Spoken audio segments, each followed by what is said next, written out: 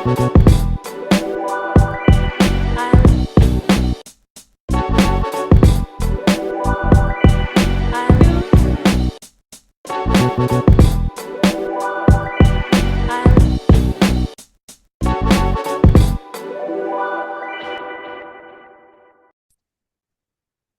all, and welcome to another episode of Questions on My Mind. I've got with me today the lovely Nicola. Nicola is a friend of mine who runs painting retreats, and I'm going to let Nicola talk about that a little bit herself, about what the aim is with those painting retreats and so on. But it's all in the interests of creativity and healing through creativity. And I was just saying to Nicola before we came on that I recently discovered a DJ on TikTok. I'm going to give her a shout out. He probably won't ever see this, but his name's Delta Jam. And he plays a lot of old neo soul, old school sort of music, and the last few weeks of listening to him have been so uplifting and so reinvigorating, and to me that's kind of healing in itself. And just this morning before this podcast recording, I actually went out for a walk and he happened to be on today, and again it's just put me in the right vibe for this call today. Just, yeah, feeling energized, uplifted. The music from that time was different. It had like proper lyrics, proper instruments, all that different kind of stuff. It had a really good feel about it. And I think music has a healing power. Being out in nature has a healing power. And so I had a double whammy of it today before coming on this podcast recording. So today's topic is about healing through creativity, and that's what Nicola does with her painting retreats. So, Nicola, do you want to tell us a little bit more about what it is you do and why you started to do it? Mm-hmm. Sure. Hi, Jackie. So I am an experienced designer. So I've been designing for since the 90s and much longer before that. My background is graphic design and then moving into user experience design. So that's digital work, websites, that type of thing. And then looking at service design. So that's more of my what I'm skilled in today. And then the supporting kind of element of that is that I've always relied on my external painting. So that is more sort of hands-on approach, if you like. So that has always been second nature to everything that I've been learning educationally, and has helped me. I've always found it quite relaxing, I suppose. It's something that I turn to outside of work. So it's sort of a really relaxing way to be.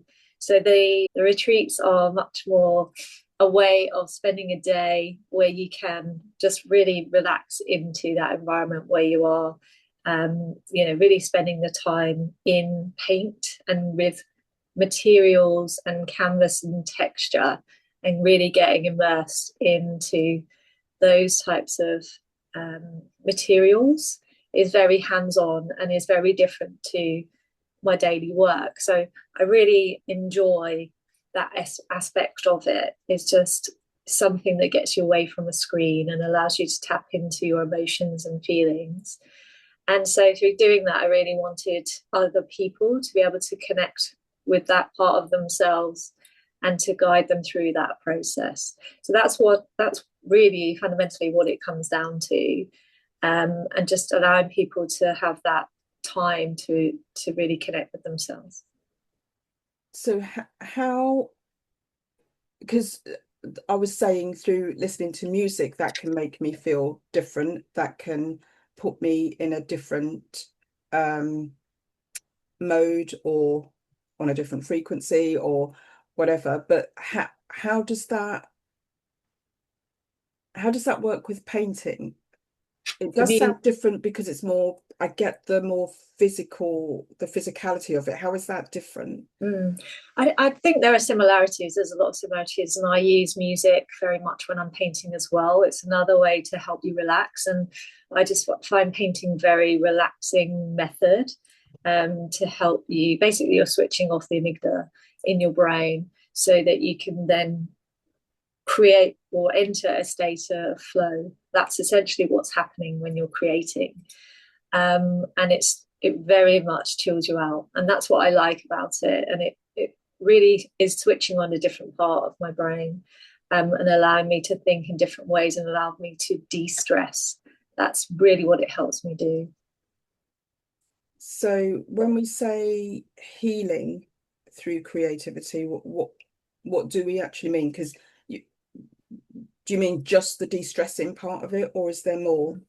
No, there's definitely more to it than that. I think it just allows your brain to operate at a deeper level. And for me, a lot of the subconscious thinking comes to the fore on the canvas when I'm doing this. And that's what frees me up. So initially, it's allowing my brain to relax.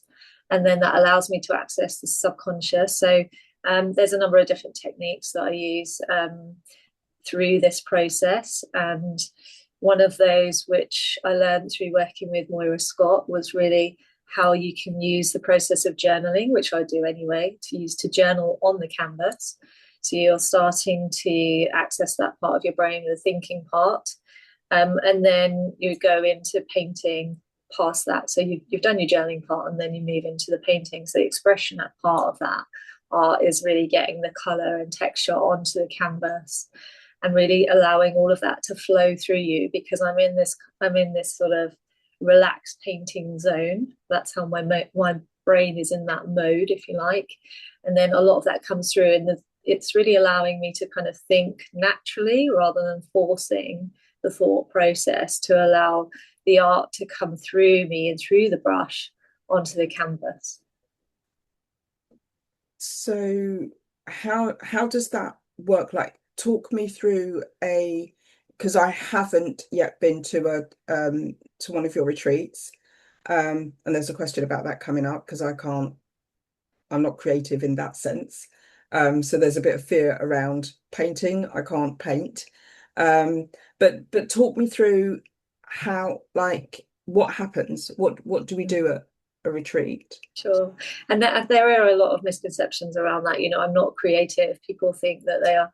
There's quite a lot of black and white thinking. I think that comes from schools actually being taught, and I think it's potentially where you decide at that point, because you're guided by the teacher, whether you think you're good enough at it or not. And then you go down a different path, don't you? And I don't, there's different ways to approach that. But I think that's where people at that point decide, what they're good at. Whereas actually everybody's creative. We all have a creative brain. If you're not using it for art, you might be using your brain creatively in different ways because it's problem solving. So everybody has an aspect of that.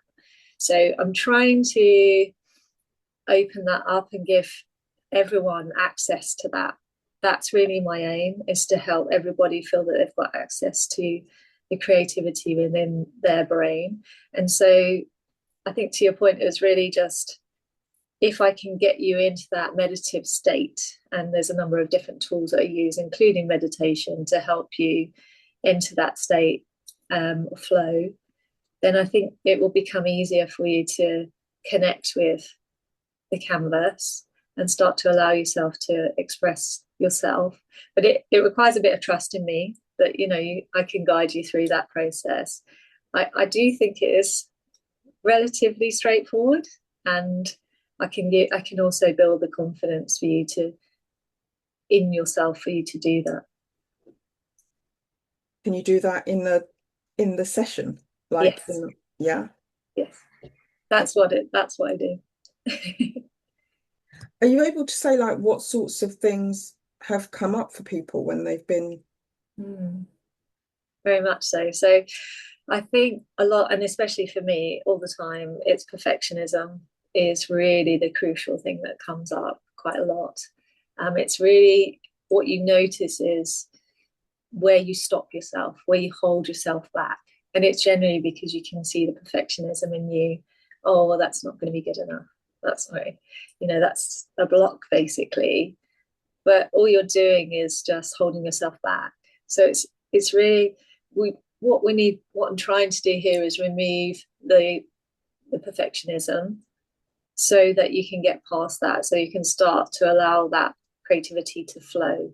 So once you get past that, and for me this is an ongoing process for me as well, because I am a perfectionist naturally, because I'm a creative, that you will always need to keep pushing past that so that you can allow that creativity to come through. But yeah, we can do that.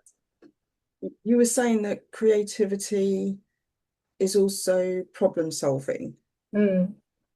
So when you're in that state of flow, have people just come up with solutions to things out of nowhere that they weren't even thinking about at the time of painting? It works like that for me. I can't speak for everyone, but for me it does. And it helps me understand or bring together themes that I've been thinking about in the back of my mind, and it allows me to express them visually in a way that perhaps I can't do with words. I think that's where my skills lie, because I find it so much easier to express myself through colour and visuals, paint, than through my voice as a creative. And hopefully I can help other people do that too. But I don't think you will know, you may not know that that's something that you can do, or something that you can access, until you try these things. And it's, again, as I said, it's a process of trusting to be guided through that. Okay. I know a friend of ours, Liz, attended one of your sessions. I didn't see her posts about what she said about the experience. Can you remember anything? Perfectionism definitely came up for her. Yeah, she was really surprised about that, how much she was holding herself back, which is really nice to hear. Like, how I think it just makes you much more sort of self-aware. It gives you a self-awareness that you wouldn't get in other ways, because you can start to open up to what is actually holding you back. And for her, it was that it really surprised her. And she really enjoyed the process, which was really nice to see. Very interesting. I do need to attend one. And I know you've got a few coming up, and we can put that in the show notes, but you've done different ones, haven't you? Because you did the one, like you were saying, with journaling. So how did that one work? Was it, you were saying you started with the journaling. How did you do that? What was there a specific prompt that everyone had to follow, or? So the journaling on canvas is a technique that I've learned from Moira Scott. So she has taught me how to express myself in that way, which has been really helpful. So I also run collaborations with different artists, and the first artist that I collaborated with was Moira, where she ran the Wild Art Journaling program with me for one of the retreats. So she took people in my community and people that were interested in experiencing her. Basically, I hosted her in my environment. So that allowed her to come out of Brighton and take her work on tour. So what I'm trying to do is work with artists to really put them in the spotlight, so that other people that would normally get to experience them get to try different techniques in my environment, and introduce her to different people that wouldn't normally hear of her. So they got a chance to journal. So that process is, as I said, it's really about journaling. In this particular one, it's in a sketchbook, and then you use a mixture. It's like a mixed media approach, with paint and collage, to really get to grips with how you're feeling and just express yourself. It's a really nice experiment. It's a really great way to experiment quite quickly. And Moya runs those workshops on Sundays remotely, which is really fun. So I recommend joining one of those. But yeah, so there's many different techniques, but I find that one particularly helps me with starting a painting. And I think that's one of the main takeaways that I've got from working with Moira to get me started, because I've always painted, but I think the challenge that artists have is getting started, because you're always facing with a blank canvas, and that can be very difficult to get going, because you're procrastinating, you're thinking, well, I'm not going to get it right. There's all that perfectionism about getting going. And so by getting past that particular block for me has really opened me up to bringing more of my creativity to the world that I probably never would have experienced for a long time, because as I said, you get the fear of looking at that blank canvas, and it can really be quite debilitating. Yeah. So getting past that is now allowing me to create more art that I'm passionate about. I think there's a lot that I want to say. And also I want to help other people who may be struggling with how to express themselves. It's a great way if you're angry or sad, there's a whole range of emotions that you can bring onto the canvas and express yourself in quite a safe way, with a lot of what we've been through recently, with the pandemic. It's particularly helpful. There's a lot of people that are challenged by that, and maybe that's a great way to channel anger, or frustration into the work, so that you get it out in a very safe way. So how do you guide people? So say I was at one of your workshops and I'm faced with a blank canvas and I'm saying, I don't even know where to start. I don't paint. So yeah, help me. Sure. So I think the best thing to start with is removing the fear by meditating. You need to come to the canvas in a very relaxed state, because you're going to end up a bit stuck if you don't do that process. So that really helps to remove the element of fear to begin with. And then we'll start to think about what is coming up for you. So I do a bit of a check-in and see how you're feeling, throughout the process, actually, because I want to sort of get a bit of a measure for how you're doing. And yeah, so then we'll start to think about what sort of thoughts are kind of coming up. And so it's a great way just to get them down on the canvas. And that's quite straightforward, because everybody knows, pretty much most people know how to write. So, that's quite a straightforward thing, tangible thing for you to do. Actually writing on the canvas? Oh, right, okay. Yeah.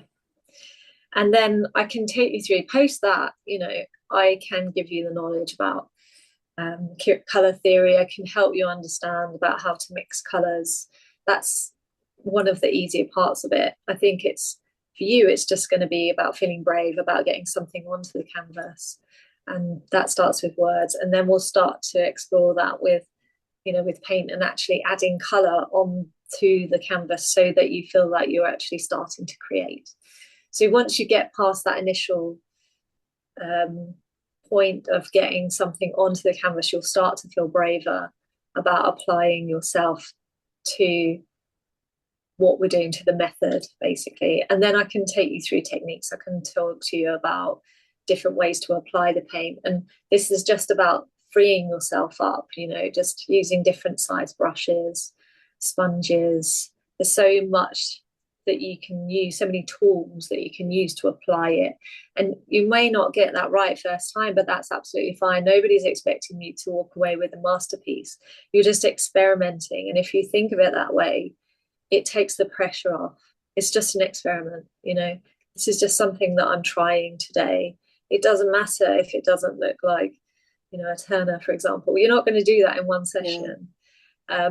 But the point is that you've tried and you've connected with how you feel about it, and you've learned something. What is that telling you about how you feel? What have you connected with there? I think that if you come away with something that you've connected with personally, then I'm happy, because that you've learned something.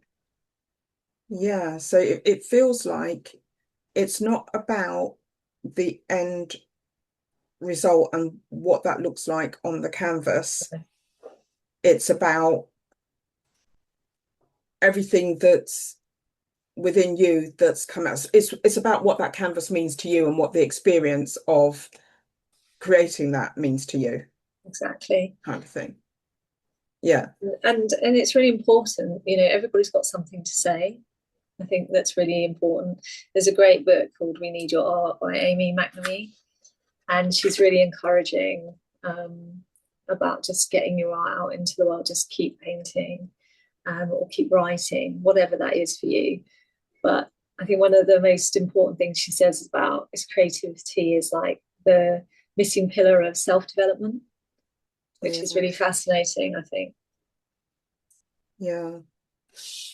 And it's kind of, especially as we go into this whole sort of digital type world where things can be,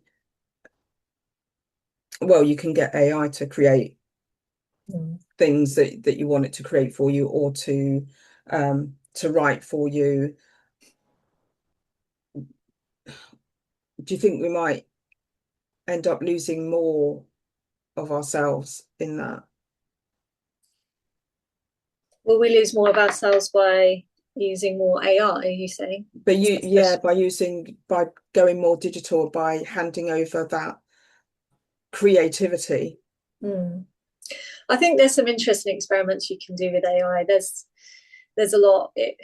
It's the challenge, you know, it's a new space, and I think that's why and that's my bread and butter. So that kind of world is what I do day to day. So I think there is a space for it, but I think we always need creativity that is, you know, actual materials, because you're connecting with that in a very different way. And if you look at how that has evolved through history, this has happened for millennia. You know, cave people were painting millennia ago. So we're always going to have this sort of resource available to us, and I think we will always need it, because it's just another way for us to connect with ourselves, which you can't do in the same way digitally. Yeah. So how big is the painting that people do? Is it just one painting that?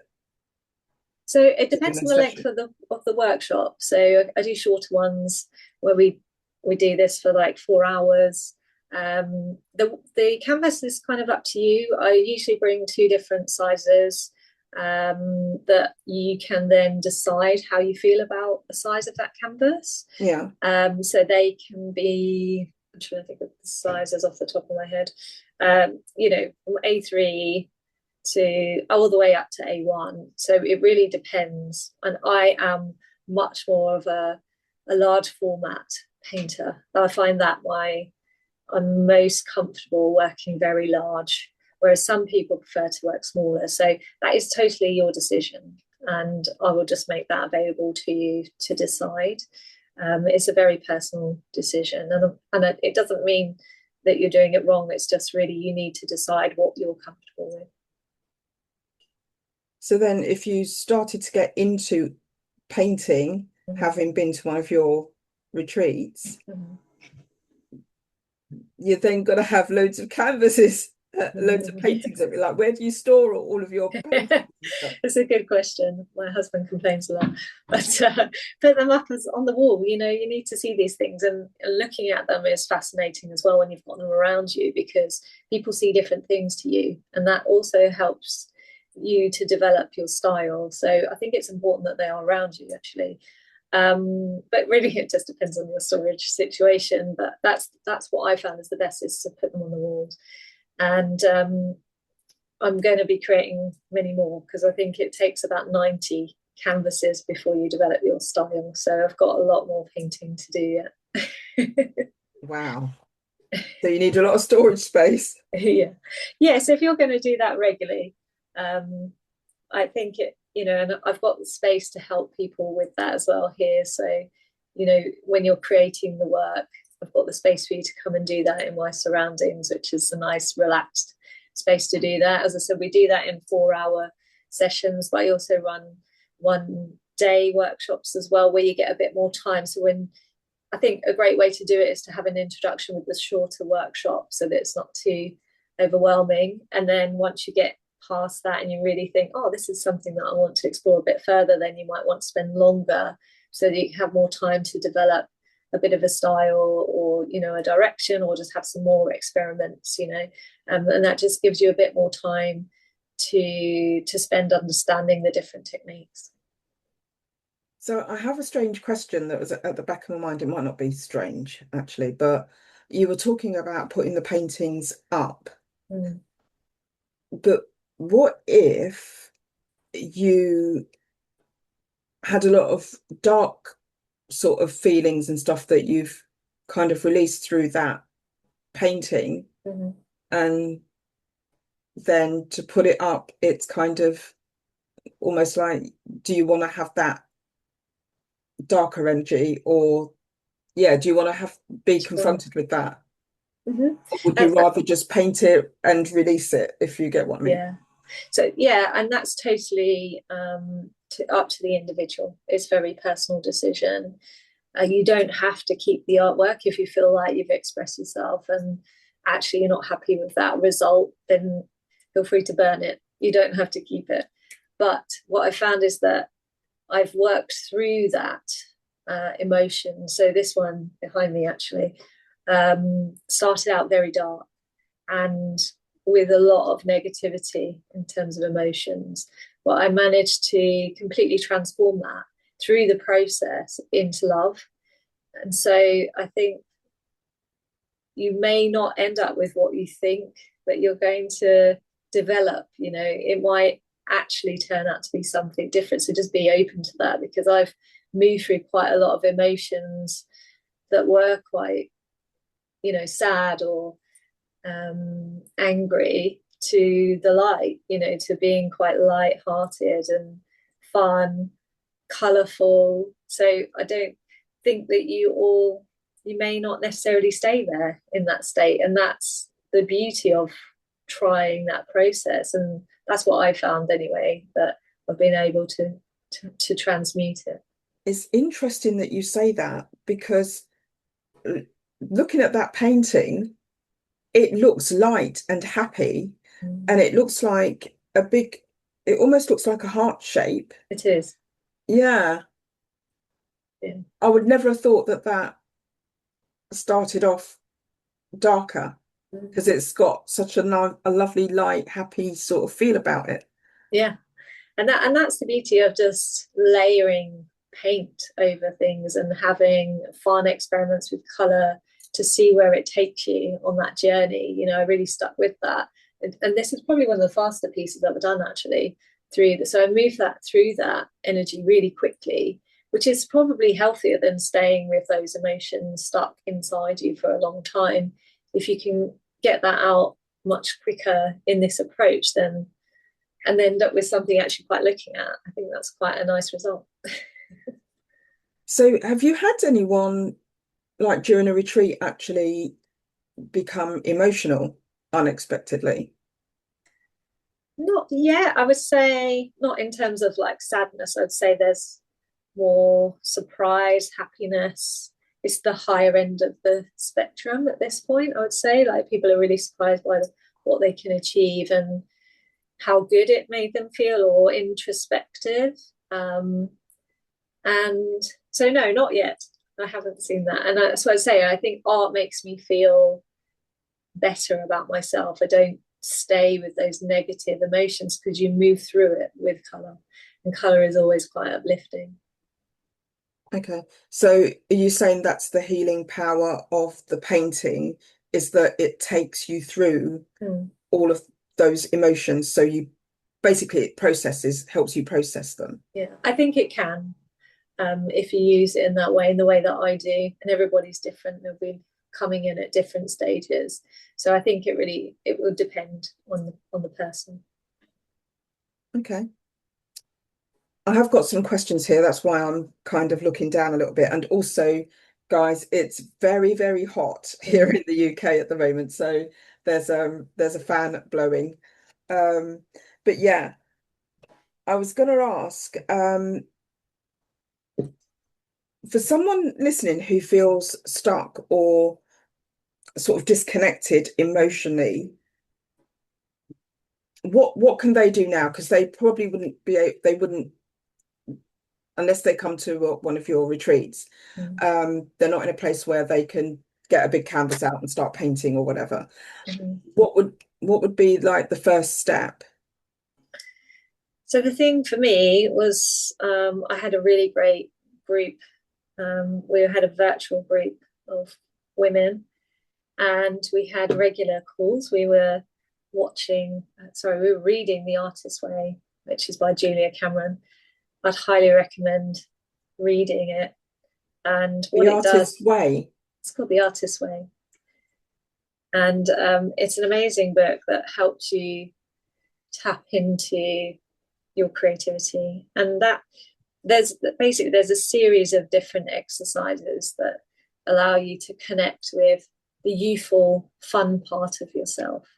And that's really how I connected back with my art, actually, because I remembered from my teenage years how relaxing I found the process. And so it might not be painting for you, for example, but you may look back and think of, or maybe it was dancing, or it's music. What are those things that you really connect with that allow that playful side of you to come out and be relaxed and joyful? And there's so many great things about this book, but including kind of encouraging you to have an artist state. So you may go out and experience something for yourself for the day. And for me, that's going to exhibitions or looking at stationery. I'm a bit of a stationery geek. Whatever it is, but you start to connect with that joyful side of you. And if you can tap into that, then it might take you on a journey, which is what this book did for me, of finding things that bring you the most happiness. And if you can find that, then it will take you on a whole different journey of connecting back to yourself and healing yourself. And that's what it did for me. And when you say healing, what do you mean by, what does healing mean for you? I think some of it is about self-resilience, and sort of finding your passions, because if you are doing things that you love and enjoy and find ways to find that sort of release, if you like, then that is healing, isn't it? Yeah. So it's another way of helping you to de-stress, get out of the worrying mind, so to speak, get into almost like a state of flow, I guess, so that then when you're painting, you just allow whatever emotions are coming up to come up, and they appear as they appear on the canvas, but they're then brought out of you rather than remaining inside of you. Yeah, that's how it works for me. And it may not just be emotions, it could be images, things that you're inspired by, but it's all of that. For me, it's all of that needs to come out so that I'm able to express it in a way that feels good, feels a way that feels releasing, I suppose, and freeing. Freeing is probably the right word. And that helps me to process things. So I guess it's another way that's allowed me to process what's happening, and is relaxing, yeah. And do you find solutions to things through that painting activity? Do you kind of think, is it that you're painting and then you just suddenly think, oh, that's what I'll do about that? Or not always. I think it's more that I'm thinking about the work that I'm creating rather than what it's solving outside of that space. It's but it gives me the time. It's very much concentrated time that is relaxing and fun and creative outside of my other problems that I need to solve in the day-to-day. So if I've had that time, it's giving me that headspace, that downtime for my brain to relax and allow me to process things in the subconscious. So the next day, it will help me with other things in my life or other problems that I'm trying to solve. So, and I'm sure it's different for everyone, but that's how it works for me. So just in case people are not sure what you mean, how does it help you with those other problems? So you've got other stuff going on, you come away from it and you're doing your painting, you don't necessarily come up with solutions to things in that moment. So when you go back to these other issues that you've got, what's the difference? So I think if you could pair it to like walking, for example. So I'm kind of similar with walking. If you went for a nice walk, it just allows your brain to switch into a different mode where you're in a relaxed state so that your brain can process and assess what else is happening. And so you may not always have solutions in that moment. You're giving yourself that space to think, but in your subconscious brain, I guess. So it's just allowing me to decompress so that I've had that rest time. And then the next day I'm fresh to solve other problems. But I think I may have been thinking about them in the background during that process, but it's not always obvious to me. But that's how it helps me, is because I've had that space to move away from the problem. So you're not fixed on it. Because I think when you're fixed on a problem, you can't always solve it because you're just staring at it, aren't you? Yeah.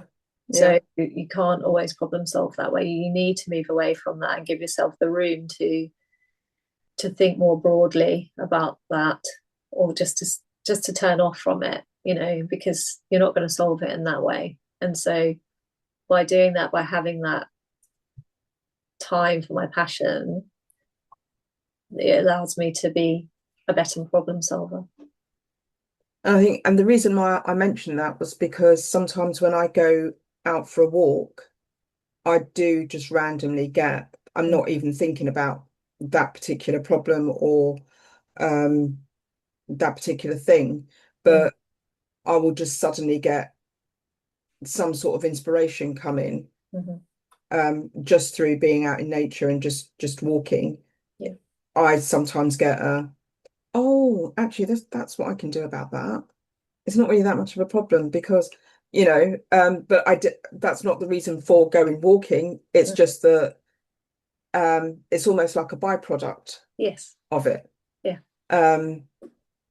So yeah, that's why I mentioned that one.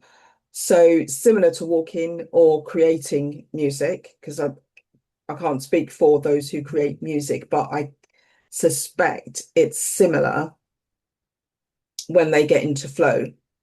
And they go through emotions and that comes out in the music and that kind of thing. It's so fascinating what we have inside us in our subconscious that we don't know is there. And I feel like all these solutions are there if we could just create that space, whether it's through painting or walking or writing, creating anything, just giving us a space to be in a different state. It can bring whatever's inside to the fore.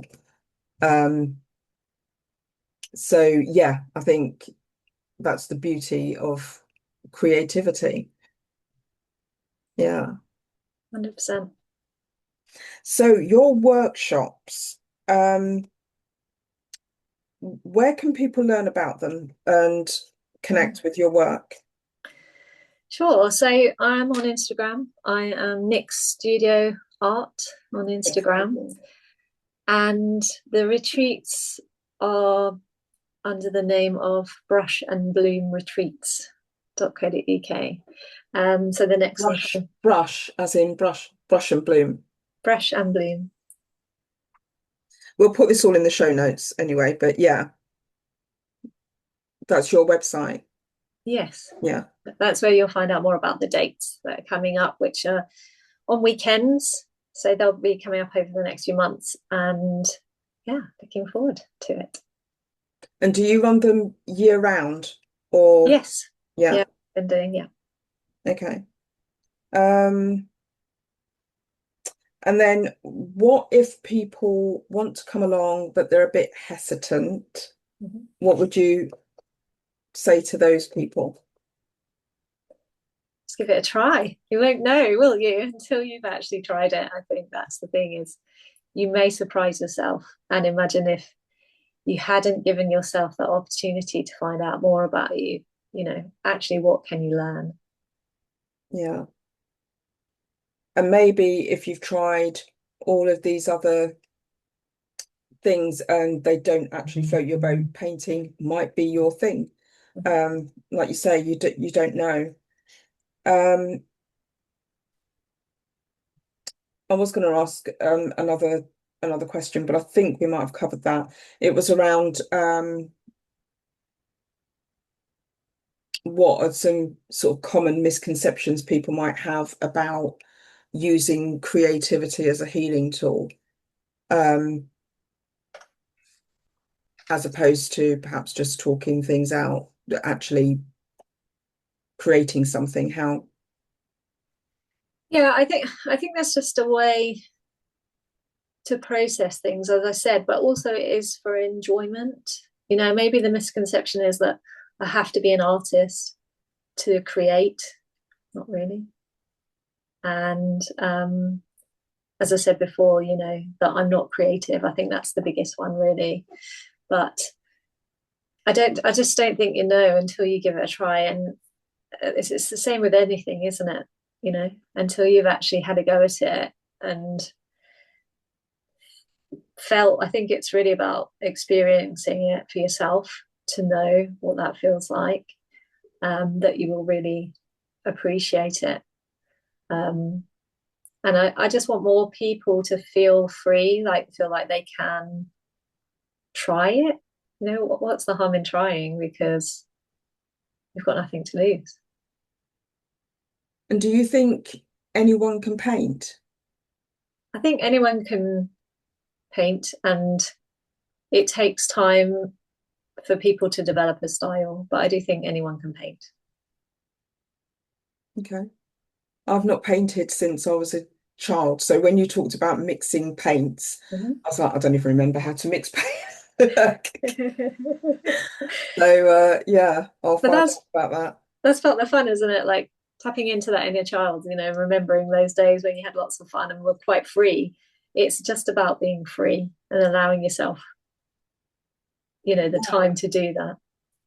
Yeah, I used to love all that as a kid, actually, which I'd forgotten all about. But yeah, I used to love drawing and colouring books and painting and all of that. But yeah, grown up now, so yeah. But and that's it. I think people just think I'm messing around, and that's another misconception with art is, and that's where it loses the value. We're just messing around, and that is, I guess there's two sides to that. We are messing around, we're having fun, we're experimenting, and there's nothing wrong with that.